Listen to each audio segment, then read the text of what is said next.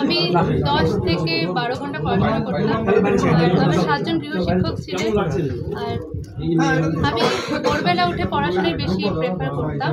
আমি রাতে বেশিক্ষণ পড়াশোনা করতে পারতাম না, তাই আমি রাতে তাড়াতাড়ি ঘুমিয়ে পড়ে সকালে 4টা-5টার মধ্যে উঠে পড়াশোনা করতাম। আর সেই ব্যাপারে আমি শরীরচর্চার দিকেও অনেকটাই নজর রাখতাম, কারণ আমার বাবার কথা অনুযায়ী যে সবার আগে স্বাস্থ্য, তারপরেই পড়াশোনা। কিভাবে বাবা মা সাহায্য করতো? বাবা মা সবসময় আমাকে এনকারেজ করতো।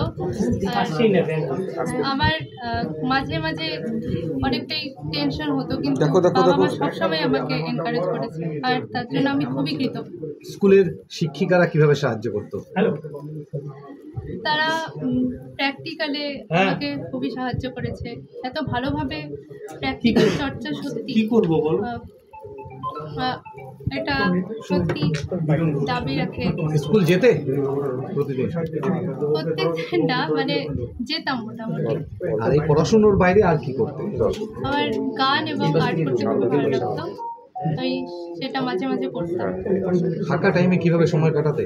গান শুনে নাকি টিভি দেখে? টিভি দেখতাম, টিভি বেশি দেখতাম না, ওই গান করে কাটাতাম। নিজে গান করতে? তুমি কি গান শেখো? গান শিখতাম, মানে 9 থেকে আর কি বন্ধ রেখেছিলাম পড়াশোনার জন্য। ভবিষ্যতে কি করার ইচ্ছে? হয়তো মেডিকেল দিয়ে পড়ার ইচ্ছে, সেই জন্য আমি নিট পরীক্ষাও দিয়েছি। এখন দেখা যাক এরকম ফলাফল বেরোয়।